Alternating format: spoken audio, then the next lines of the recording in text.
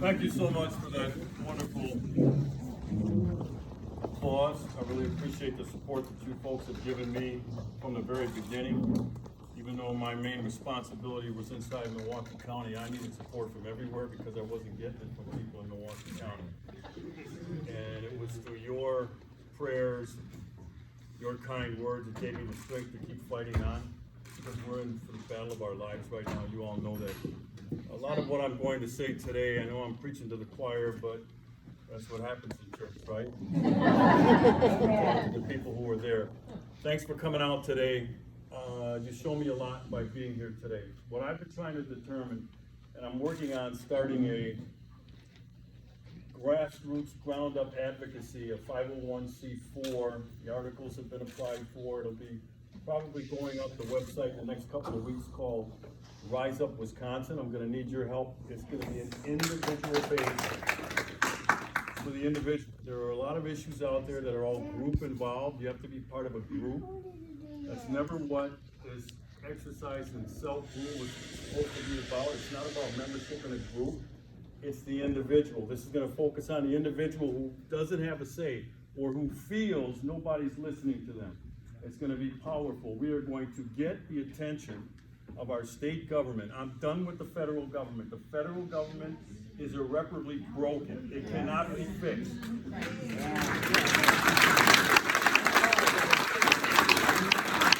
are going to have to leave Washington, D.C. behind. We're going to have to get this done at the state level. So some of the things that are going on now, I'm encouraged by many states across this nation are realizing we're going to have to decouple from Washington, D.C. All right? Under the 10th Amendment, we have that right. And that's what we're going to do. If we're going to fix this country, it can't be from Washington, D.C. They don't have answers, they have problems. And if they don't have problems, they create problems. And then they come up with some bill to spend trillions of dollars to fix those problems, and the problems persist. They never get better. Okay? Here's a couple of observations and listening to what's been going on today. You guys get it. That's why I started out by saying I'm preaching to the choir. Those are excellent questions. A couple of them I want to address. You know, why are these meetings at 9 a.m. in the morning? Because it serves the elected officials. That's why they're at 9 o'clock in the morning. There is no other reason for them to be at 9 o'clock in the morning. They should have these things at night, mix it up on a Saturday, because some people, weekends work better, like you came out today. Many of you, I mean, obviously you aren't working today, and this was convenient for you. Our government at all levels is set up, it's convenient for the politician, and that has to stop.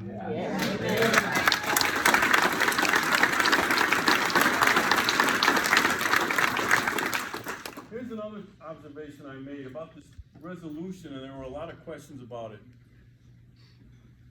Who drafted this damn thing? Did you have input on the drafting of this resolution? No. You see what I mean? These people got together, this elite political class. They think they're smarter than you. They think they know everything, and they get together collectively and they come up with this crap without giving you input. You, the people, you know, we, the people, should have input into this stuff, because there's a lot of different views in here. And they should all be incorporated so that we come up with a resolution. But you know what? It might not have everything you want in there, but it's got some things that you can get behind it. So the fact that people are asking questions about what's in the resolution tells me there's no communication with your county government here. They probably all get a budget for a newsletter. They all have websites all touting about how great they are and all the great things that they're doing, but they're talking over your heads. They're not talking to you. And I don't know about you, I'll speak for myself, but I've had it with these people. There's a way around this. Right now, this thing is flipped upside down, it's on its head. This is supposed to be a government of, for, and by the people. People are sovereign in a representative democracy. Government is not sovereign, but this thing's been flipped to where politicians think they are the sovereign, and their job is to rule over us. It has never been designed to be that way. It took a long period of time for them to flip it on its head, but it is time, it is past time to get this thing right. This is an exercise in self-rule. the individual, leave us the hell alone.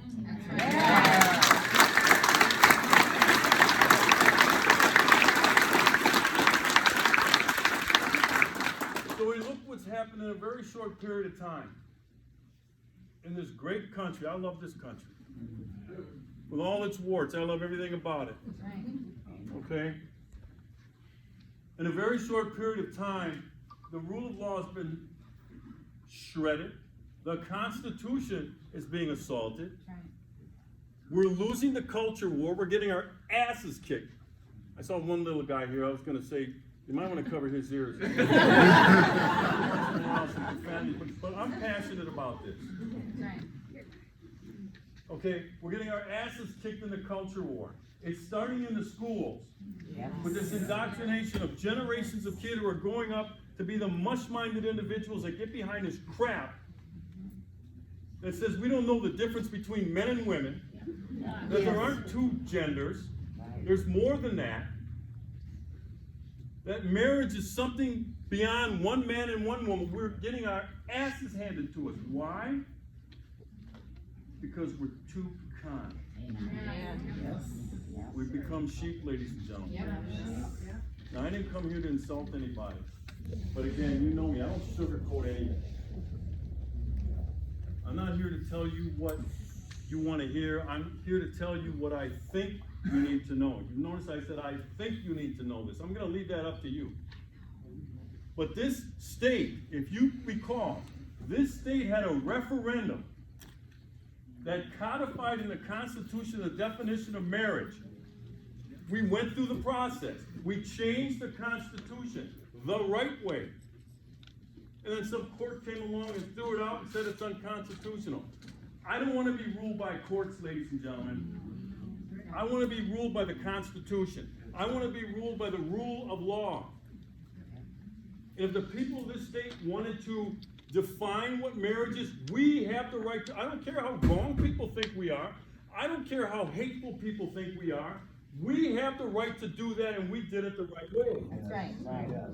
So some judge or panel of judges throws it out. And you're going to see, I'm going to get to the intersectionality here, and that's a very important thing.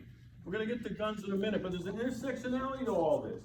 And we have to understand where that intersection is, because this stuff crosses with whatever this issue is and the Constitution. These aren't parallels. The left understands that. Everything with the left is intersectionality. And once we start to figure that out, I think we'll be a lot more successful. Okay? So if people didn't like what we did by the Constitution, they can find a different state to live in if they want. That's the great thing about this country.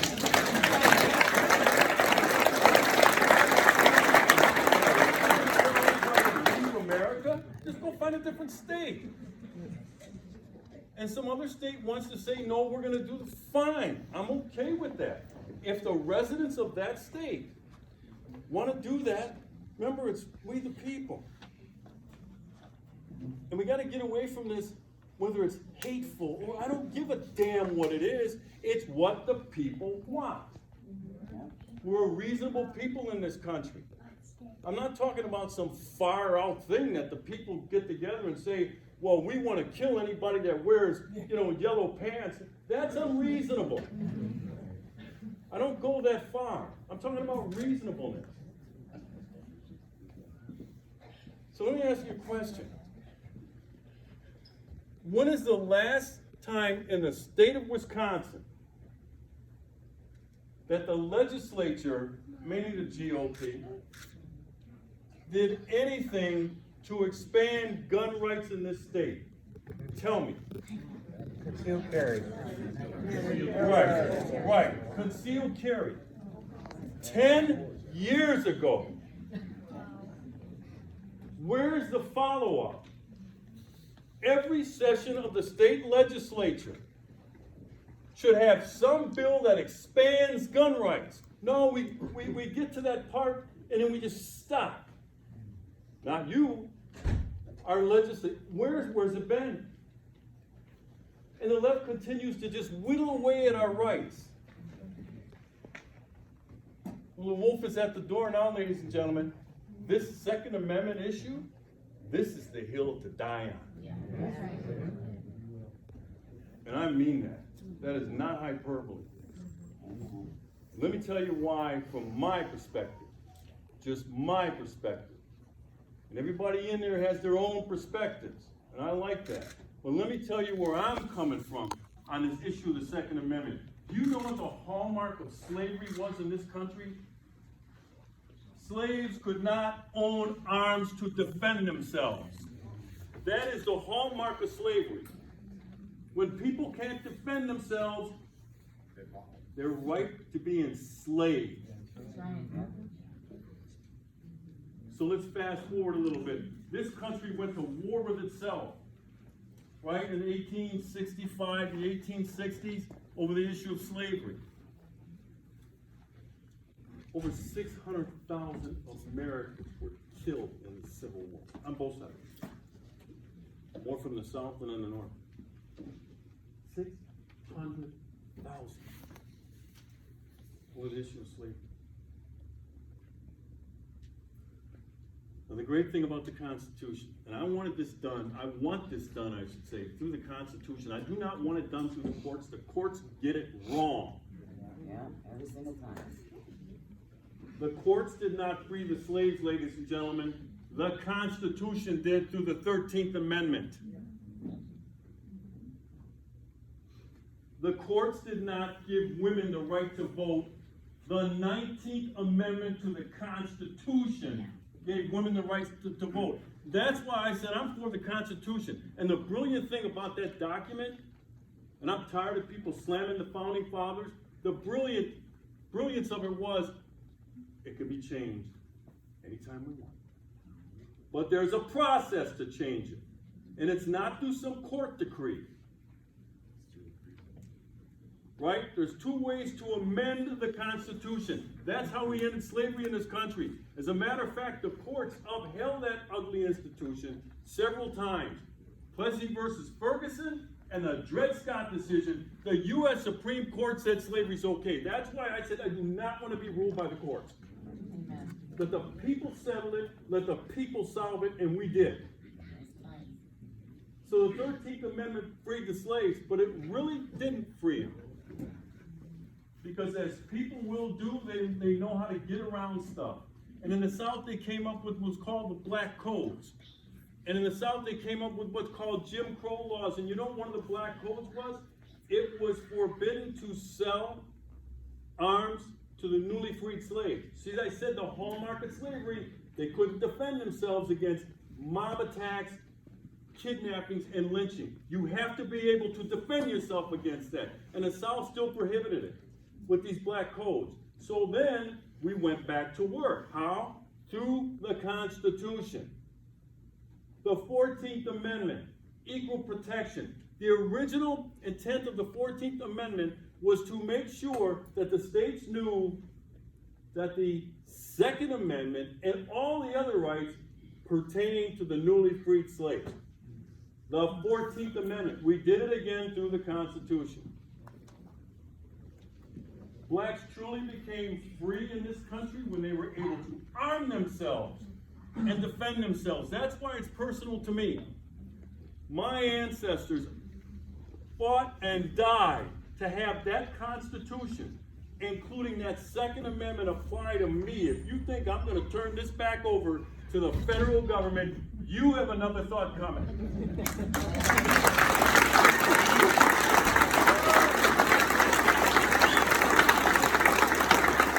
That's just my perspective, okay? Doesn't supersede anybody in here, your perspective. I'm just telling you mine. What people want to know, why is Clarke so adamant about the Second Amendment? Well, now you know why. That's why I said, and I said it's not hyperbole, this is the hill to die on. It is for me. You have to decide whether it's the hill that you're going to die on. But I know this is the hill I'm going to die on. You decide for yourself. But if you think that they'll only take the Second Amendment away from certain people, they're going to take it away from you too. The wolf is at the door. The wolf is chewing through the door. They've already shredded, like I said, the rule of law. They've shredded the First Amendment. They've shredded the Fourth Amendment. They shredded our election laws. The wolf is chewing through the door. They're feeling it on the left. They are feeling it. They know they got one last hurdle, and it's the Second Amendment. And once they shred that, it is totalitarianism all day long. This is what's at stake. So when I talk about expanding gun rights, I get to talk about this a lot. I still do a lot of TV. I'm on Newsmax, not on Fox anymore. I was hired by Newsmax to be a contributor. And obviously, with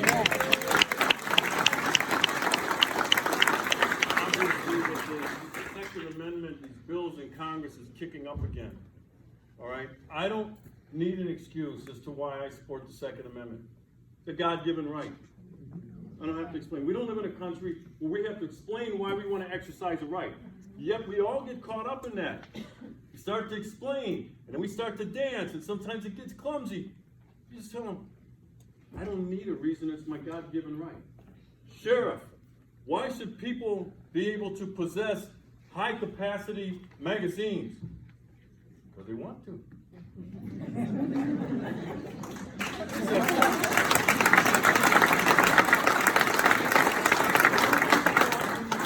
And that's what these are. These are traps, right?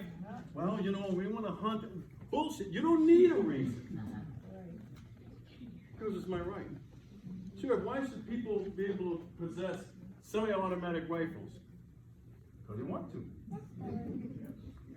Well, don't you think that they should? No.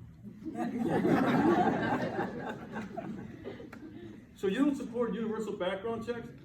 No. Yes.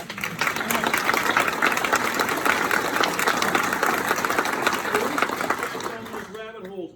Well, yeah, we need to do everything to keep. No, it's my right. It's an individual right.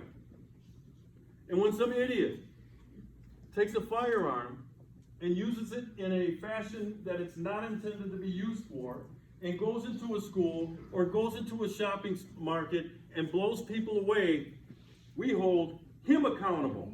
Right. Not me, I didn't do it. So then this issue of gun control comes, I go, no, those are my rights. Go get him. Right. Make him pay. That's what our system of jurisprudence is based on. We identify people directly responsible for something, and we go after them. We don't go after people who didn't do anything. Right. So what happens is they start to view this thing as a group right. We're going to enact gun control. We're going to make all these. They're making this. This is not a group right. This is an individual right. I didn't do anything. Leave my rights alone. So you're going to have to get better at expanding your vocabulary to be able to, and you don't have to go real far. Just no. I get all of it. No. No. So let me get back to the state. You know, I applaud you for what you're doing, and this is a good way to do it locally. But you're going to need cover. You're going to need cover from the state. Besides the supervisor, are there any other elected officials here today? You got one back. Sir, who are you? Trustee in the village of Gainesville. Okay, trustee. Who else? Supervisor of county. Village of Fredonia trustee. Village of Fredonia. No state officials. Where the hell are they? They were invited. Yeah, I know they were. Where are they? Hanging out in Madison. I'd rather be doing something else today too. It's a nice day outside, right? They're afraid of being hated by the left. That's where our state officials are. Okay. That's where our Republicans are. Well, I don't want to be I'm gonna get to that. This is my point. We're talking about this ruling class of elites, and you know what? You may have your favorite one. Behind the scenes, they're all the same. Yes. They are. Okay, they're not serving you. They're not hearing you. They're not representing you. And that's why I gave that example with that resolution. Where was the public input? While it's being drafted, not after, it's too late. Once that thing is on paper, very difficult to change. And then you're left with voting for something that you don't really support, but it's better than, we get caught up in this better than nothing, right? No, it's not better than nothing. That's not my attitude. Settling for less. Well, this is what they gave us. We gotta get rid of that mindset, ladies and gentlemen. Just tell them, this doesn't work for us. So you're gonna go down there now and comment next week about stuff you had no input on. That's backwards. But you have the ability to change the attitudes of these people. Right, they all come out in election time. I would be willing to bet if they were up for election next Tuesday, they'd all be here. All of them. Oh, yeah. Yeah, I'm running for this, and I rep it, and you know, we're doing some great things, and you need to tell them, get the hell out of Dodge. You need to primary these people. You need to make them sign pledges. Now, I was talking about you need help from the state. Why hasn't the GOP, Robin Voss or LeMahieu, introduced a bill to make Wisconsin collectively a sanctuary city, county, state for Second Amendment? The state should make a law that governs every county. And you know what? You wouldn't even have to do the work that you're doing now. You'd be covered by the state. Where are they? These Republicans, these GOPers, all these great guys, where are they? That's a heavy lift. On gun rights, that's why I brought up and I said, not since concealed carry has there been anything introduced to expand gun rights in this state. You want some ideas? Yes. On what it would look like? Why do you need a permit to conceal carry? For tax dollars. We need to get rid of that. We need the legislature, somebody to introduce a bill. No more permit for concealed carry. That is not extreme. Iowa, the governor of Iowa just signed Iowa's law outlawing, not outlawing, you don't need a permit to conceal carry. As long as you meet the qualifications, you know, you're 21, and no felony record, you're good. So in Wisconsin, we have what is known as open carry, right? You don't need a permit. And why do you need a permit to conceal carry? What the hell is the difference? You can see it versus you can't see it. So they know who has a gun. And the same legislature has to give people who don't have an ID to vote free IDs. But yet you have to pay a processing fee for your permit, and every time it's renewable, you gotta pay a fee. But they're giving away free ID to people so they can vote. People don't even need free ID to vote anymore. Okay, but you see what I mean when I say they need to continue to expand gun rights in this state. There are now 20 states that have permitless concealed carry. 20. We need to be 21st.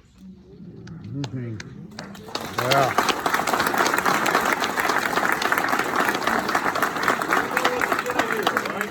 Oh my God. You know the anti-gun ninnies, right? Oh my God. You're gonna have all this bloodshed. Oh my God. They bring that same crap, and you need to just laugh at them when they pull these antics. Just get out of here. They said the same thing about concealed carry. Oh, there'll be bloodshed in the streets. Yeah, there's bloodshed in the streets, but it isn't by concealed carry holders. Right? I got another one. Why do you need to be 21 to buy a firearm? Or to carry? Why? Who came up with this magical number? So in other words, if you're 20 today, and tomorrow's your birthday, you can't buy a firearm. but tomorrow you can't. What's the difference? Or, let's say you're 21 today, you're now more responsible with that gun than you were yesterday. No, see, nobody challenges the wisdom of this crap. And here's where I'm going with it. You have Democrats that are pushing to lower the voting age to 16. 16. Why don't we ask to lower the age to buy and possess a firearm to 18? It's still adults, 18. Matter of fact, one state, and I looked at these, they allow, if you're in the military, you can be in the military at 18, they say you can carry a concealed weapon. 18. Makes sense. So you see these numbers. Don't get caught up in the numbers thinking, well, a person's more responsible at 21 than they are under 21, yet all of these mass murders, and most of the people who perpetrate murder in our urban centers are all over 21. So what's this magical thing of frickin' 21? Why don't we push our state legislature to lower it? Those are just a couple of things I'll throw. You might have some other ones. But we need to demand. That's another thing. We gotta stop asking. Not in a representative democracy. We the people. We decide. We gotta stop asking. When your schools were shut down, there's some kids who were begging. What are you begging for? Those are your schools. Demand, not please. And it's, you know, and you're getting caught up in the, well, the COVID, well, this bullshit. We want the schools open. But you gotta have a critical mass of people with you at those school board meetings. Just like you gotta have a critical mass of people here. You're gonna need a critical mass of people to get this ordinance passed. Or county resolution. You gotta have a critical mass of people. Don't let people go down there by themselves, one little mom, against this mob of frickin' people, teachers union supported. And she gets run out of town. Don't do that. Take 100 of your friends down there with a show of force. Those elected officials will be looking at you knowing, oh shit. They don't see anything. That's why they like those 9 o'clock meetings. Nobody can come there. That's what they want. So we need a change of attitude here about this whole damn thing, you know, called self-rule. That's how we're going to beat them. Stop asking these politicians. Stop asking. And make them sign a pledge. This gun thing, everybody running for the state legislature next year should be made to sign a pledge. Do you pledge to make the state of Wisconsin a two-way sanctuary state? Get them on record. You know, these so-called Republicans that come in here touting their NRA, and yeah, and I got an A from the NRA, and you know, blah, blah, blah, blah. I say, shut the hell up. I'm a lifetime member of the NRA, but that rating doesn't mean anything to me. Because how's that rating helping us today? How's that rating that he got, or she for an A, how's that helping you? It's not. So we gotta have a change of attitude. Yeah, you're gonna have to get angry.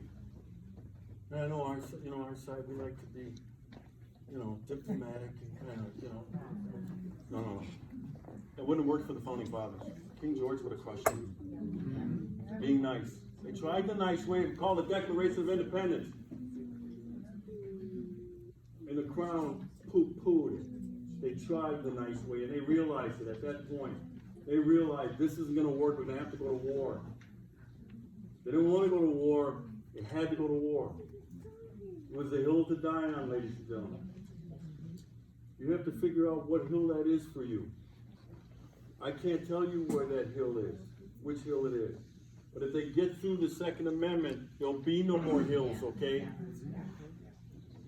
So I'll help you. You gotta help me. And what I'm doing with this Rise Up Wisconsin is I want to build this critical mass and advocacy group of grassroots people who are feeling like you. Nobody listens to you, nobody cares. We're going to take this damn state government back. We're going to apply the heat.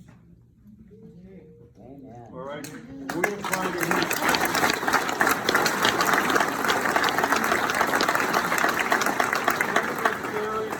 permitless carry in this, sanctuary state, we did two things. Anybody running next year, put it before them, sign this. We wanna know where you sit. We wanna know where you stand. It should be an issue in the governor's race. Don't let people running for governor come in here and bamboozle you. Well, you know, we need to keep having discussions. No, we don't. There's nothing to talk about. We want our government back. We're not asking, we're gonna take it back. Primary these people, if it causes us to lose a couple of elections, a couple of cycles, you know what, don't worry about that. We've been out of power before. We'll rebuild it the right way. And we rebuild it, it is gonna be a force. It is gonna be something that you participated in. Because you got the right people in those seats. All right, you got to get the wrong people off the bus, these rhinos, and these two-faced politicians. You got to get the right people on the bus, people who are going to truly represent the will of the people, and then you drive the bus. And that's why I said, if we're going to lose, you know, the assembly or whatever, don't worry about it. Because when we rebuild it, it's going to be better than it is now. That's my message to you, ladies and gentlemen. Like I said, I'll help you. Because you know me. Yeah.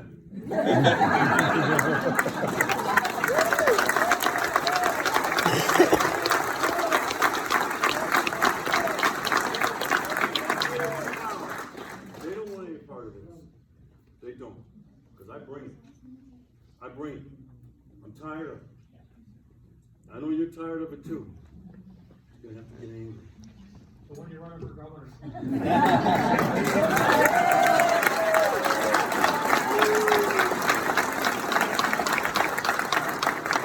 My wife over there, you're gonna have to get the okay from her.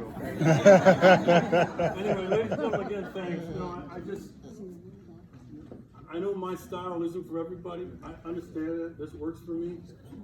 You don't get anything done in this political environment being nice and working across the aisle. You don't get anything done. Nothing. All right? We have to be a little more adamant about this thing, and I'm sure that when we do it, not if. And I heard the supervisor over here talking about he's trying, and he's a good guy. Reminds me of something Winston Churchill said about trying. He says, the word try is the most overrated word in the English language. At some point, you must succeed at what you're doing, not just try. Results is what he's talking about. And that's what I'm about. Not trying. These are all activities. Well, we'll do this and those. I go, that's cool. Those are activities. I want accomplishments. We can get there. Ladies and gentlemen, thanks again. God bless you.